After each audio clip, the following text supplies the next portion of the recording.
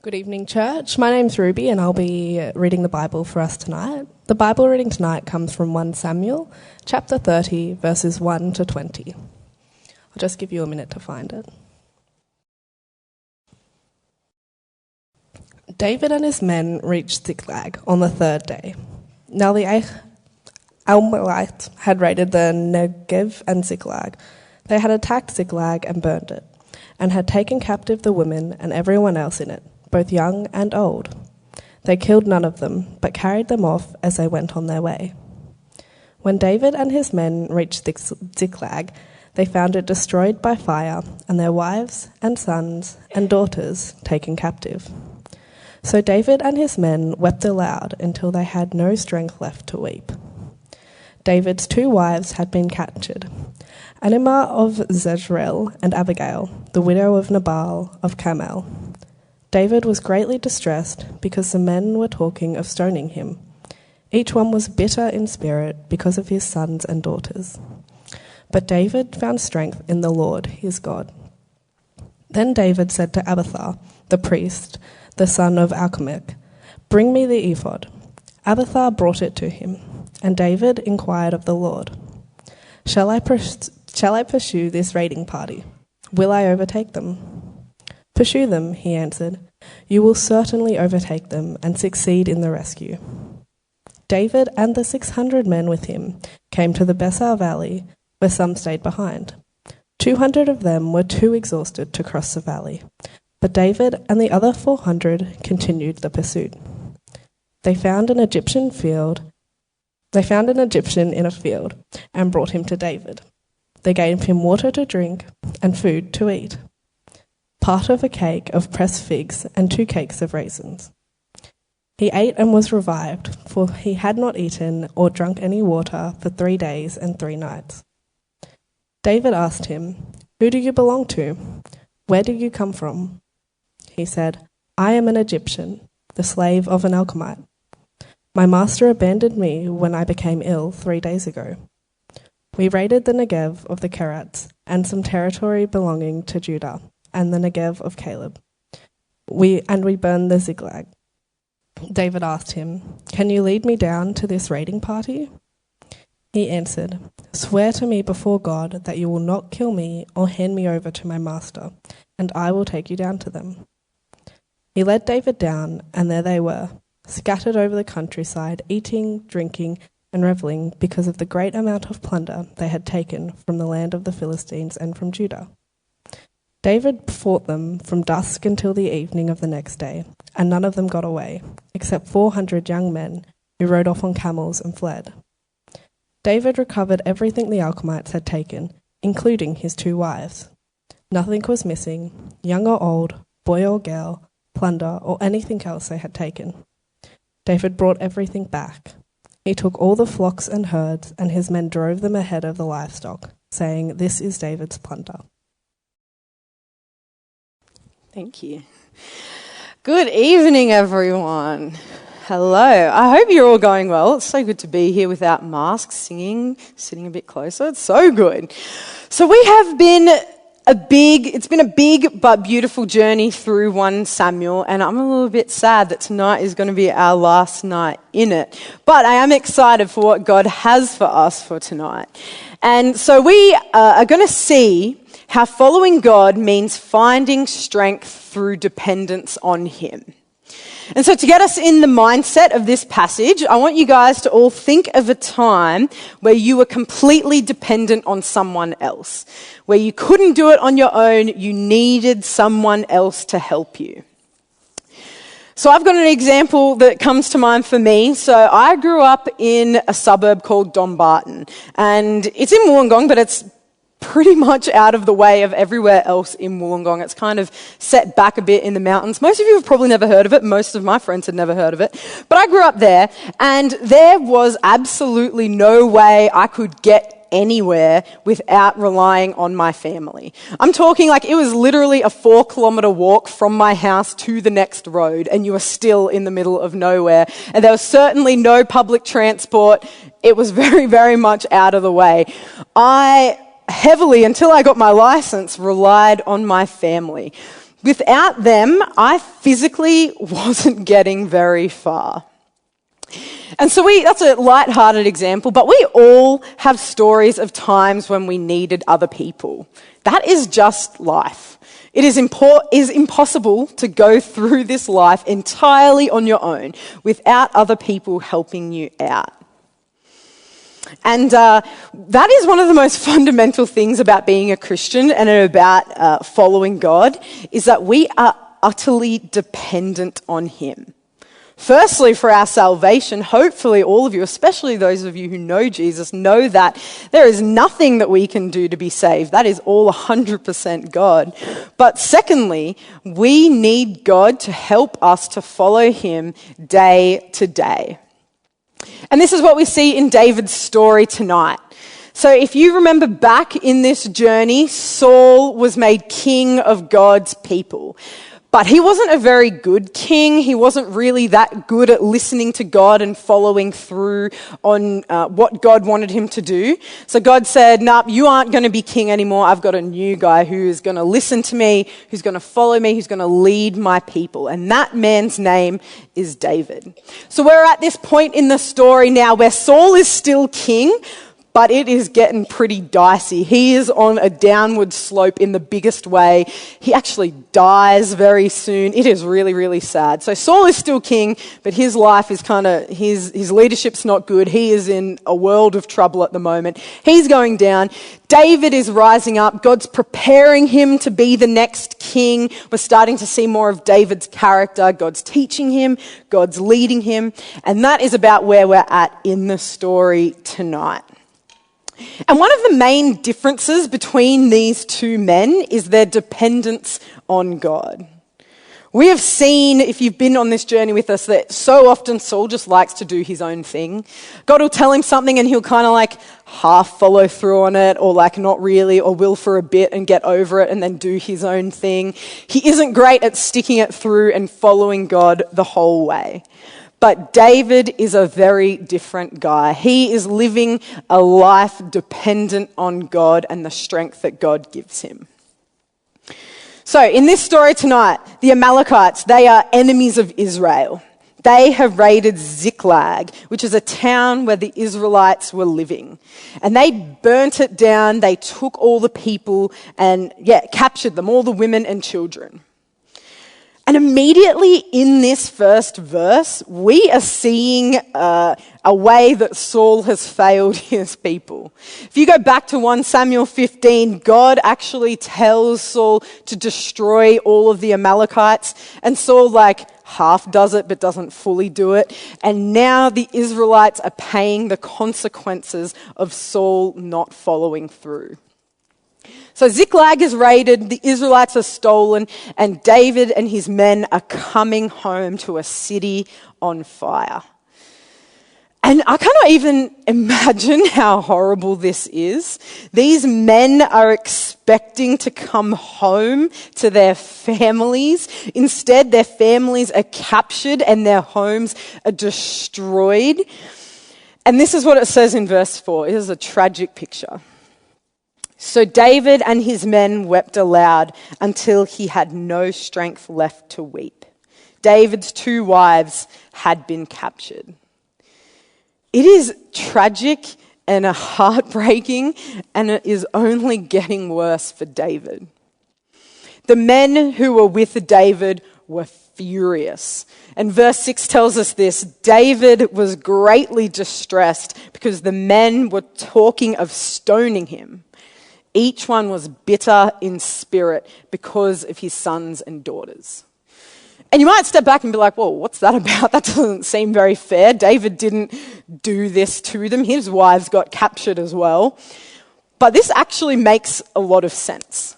So it was David's idea to find safety in Philistine territory. So Ziklag, this town where they've all been living, is actually in the Philistine kingdom. And if you remember, the Philistines are also enemies of the Israelites. And so David and his men and their families, they lived in this little town in Ziklag in the Philistine territory. And from there, they would go out into raiding parties. So they would raid different Amalekite territories and come home. And so essentially, this is the Amalekites fighting back, and this is what happened to them. So you can understand why the Israelites are blaming David for this tragedy. But what David did next shows why he was chosen to be king. David found strength in the Lord his God. And this is incredibly significant.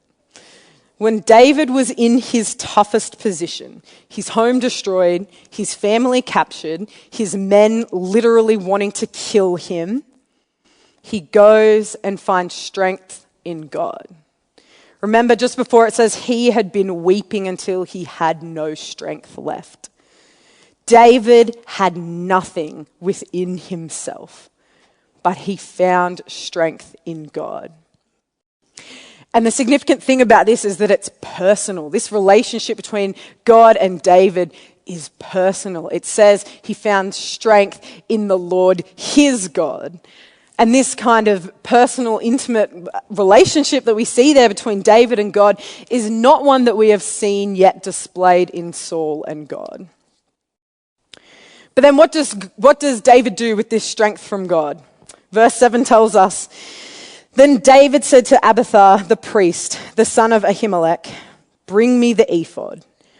Abiathar brought it to him, and David inquired of the Lord, 'Shall I pursue this raiding party?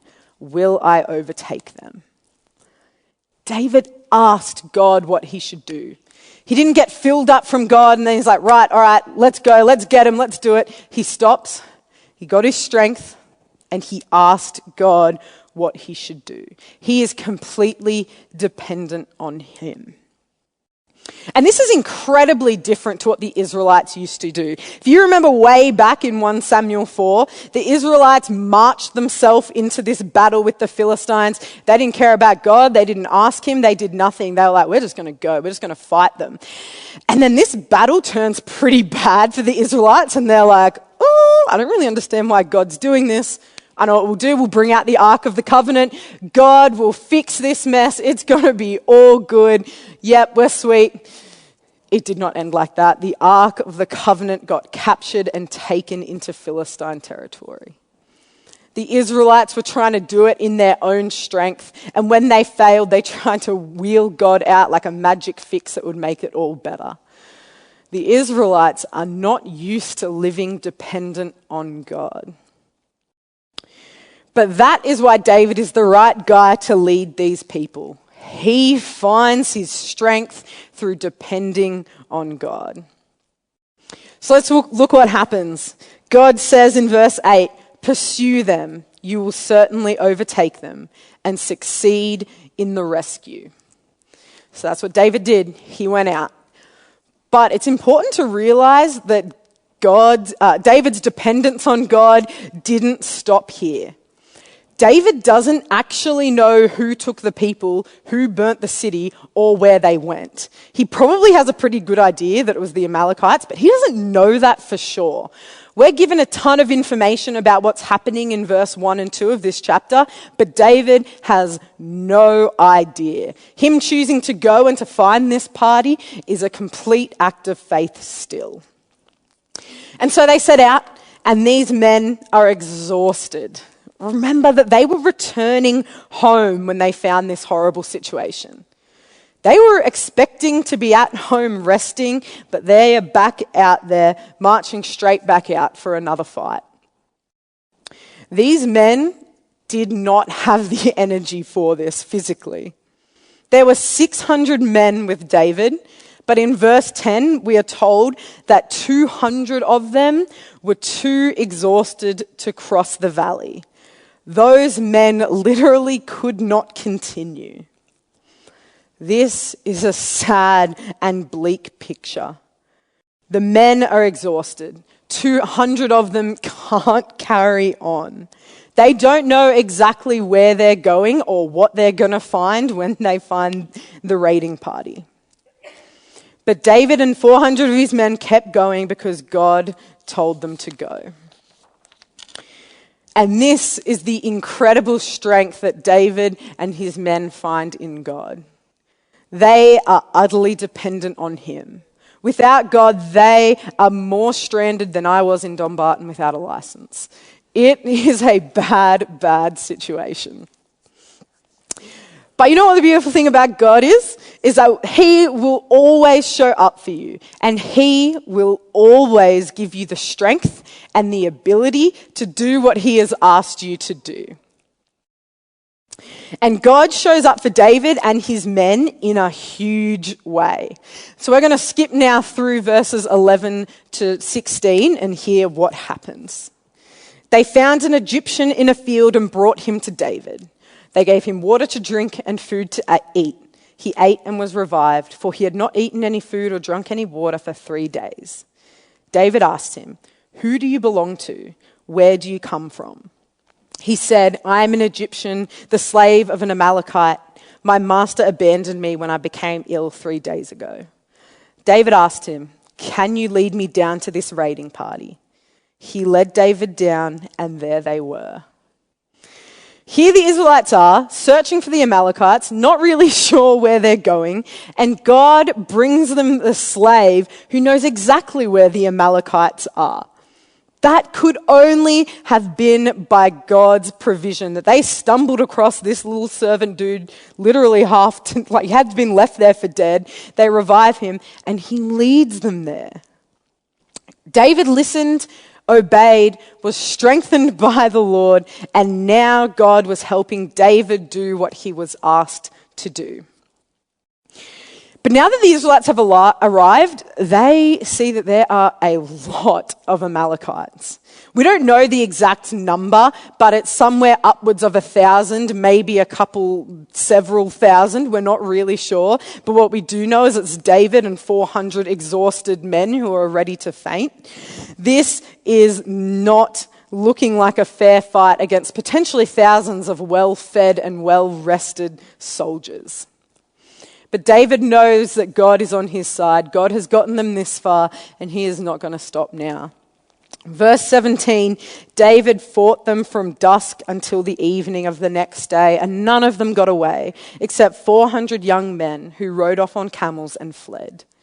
David recovered everything the Amalekites had taken, including his 2 wives.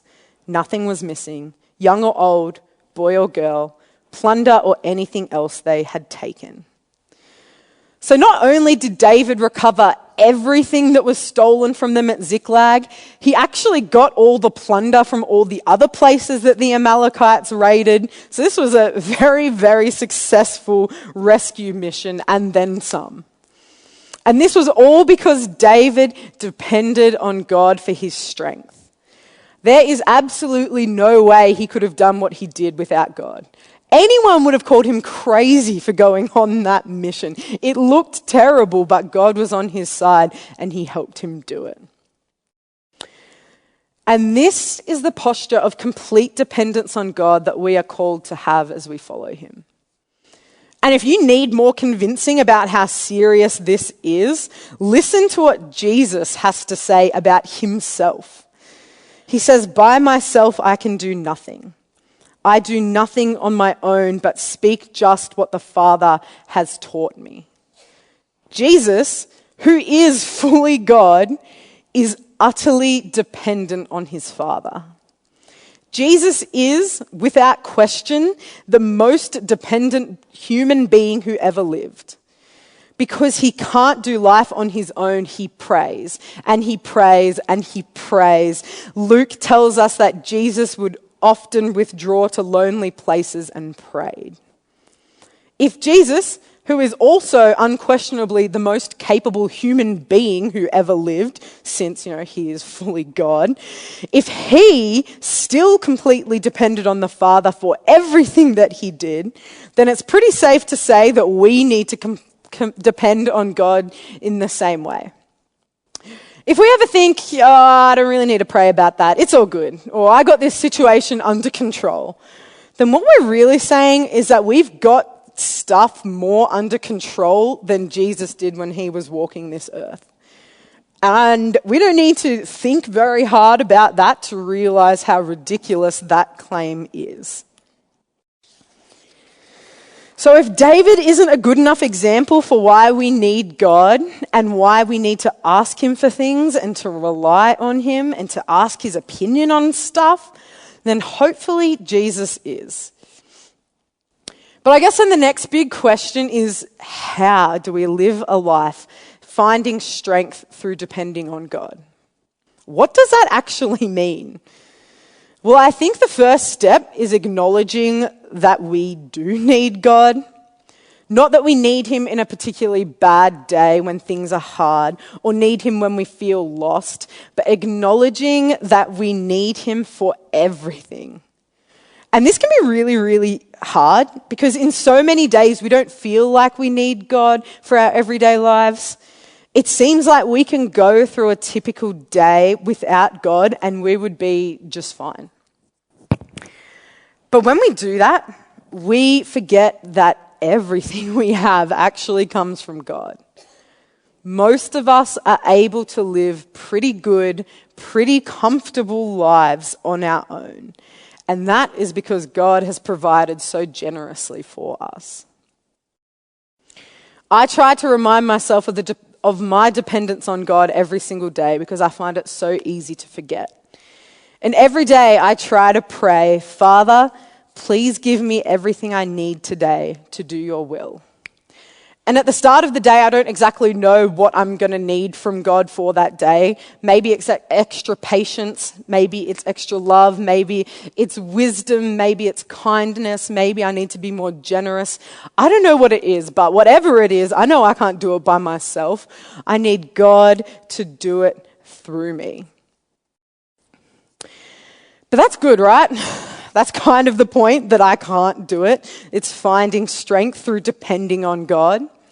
And God meets our dependence by strengthening us. He never just leaves us high and dry. He always shows up for us. He gives us what we need, just like he gave David what he needed for his rescue mission. God will always show up for us when we're trying to live the life he has asked us to live. Like Jesus withdrew so regularly to pray, we too need to spend time with God every day in prayer. It's where he meets us, or one of the places where he meets us and where he strengthens us. But another important way we find strength through dependence is by listening to God. David asked God a question and he waited for the answer. God strengthens us through speaking to us. And we are so lucky that we have this entire book filled with stuff that God has said. We don't need to search very far at all to hear God's voice or to know what he thinks. It is literally all right here for us. And we have the Holy Spirit living inside us who helps us hear God. And that is why spending time with God and in his word, reading our Bibles every day is so important. It's how the Spirit teaches us what God's voice sounds like. It's how the Spirit helps us to hear what God has to say about us and about our lives.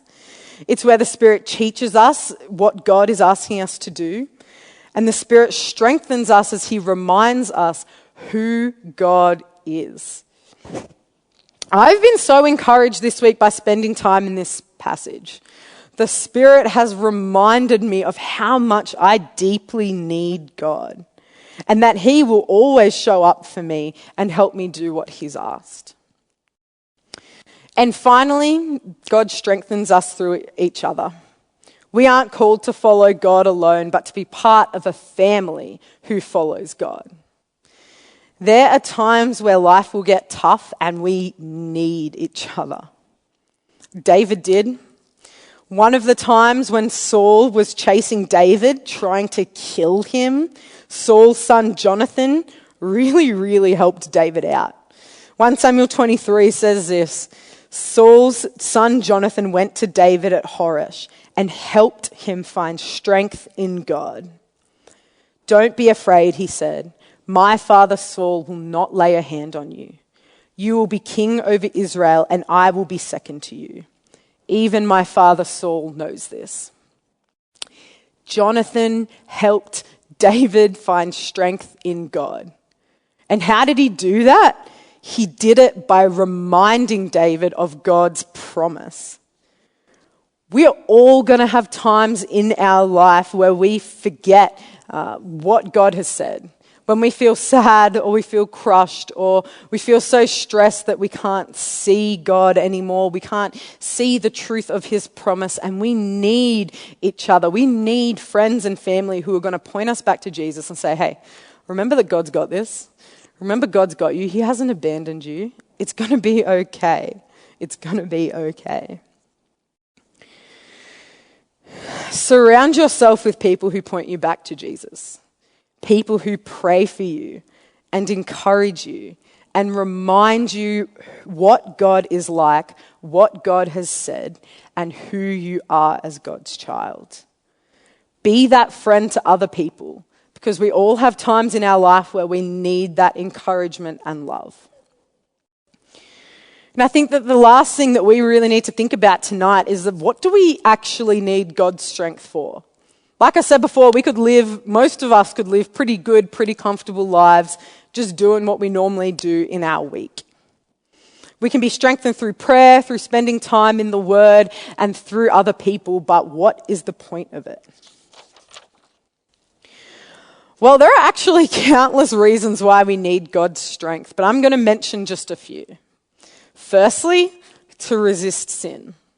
Sin is so appealing. There is a reason why we like doing the things that we shouldn't do. It's fun, it feels good, it promises to give us something that it actually won't, but something that we want. But at the end of the day, sin is never going to be good for us, but it's really tempting. And so we need God's strength to help us resist. Second, we need God's strength to do the right thing. Whether that's be nice to someone we find annoying, or to make the right choice even when people are pressuring us, or to stand up to someone, or to forgive someone who has deeply hurt you, or to do something really scary that God has asked you to do. It could be anything. But sometimes doing the right thing is really hard. And to do it, we need to get our strength through being dependent on God. And finally, I think we need to depend on God to give us the strength to do what this whole series has been about.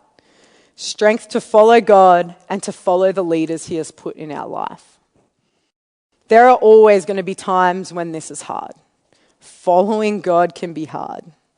And following an imperfect person is always going to be harder. But it's what God has called us to do. And he will always help us do the things he has asked us to do. Like he helped David fight when he had no strength left. Like he helped Jesus as he was being prepared to be nailed to a cross. He will give us the strength if we stay dependent on him.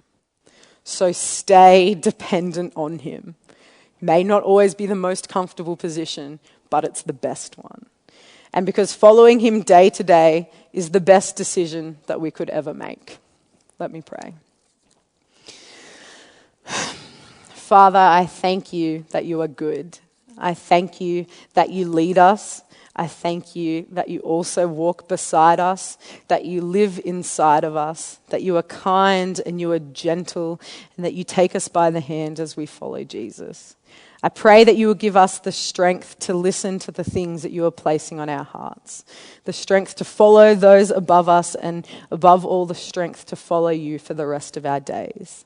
We thank you that you always show up for us, and I just pray that we will remember that no matter what our lives look like. Amen.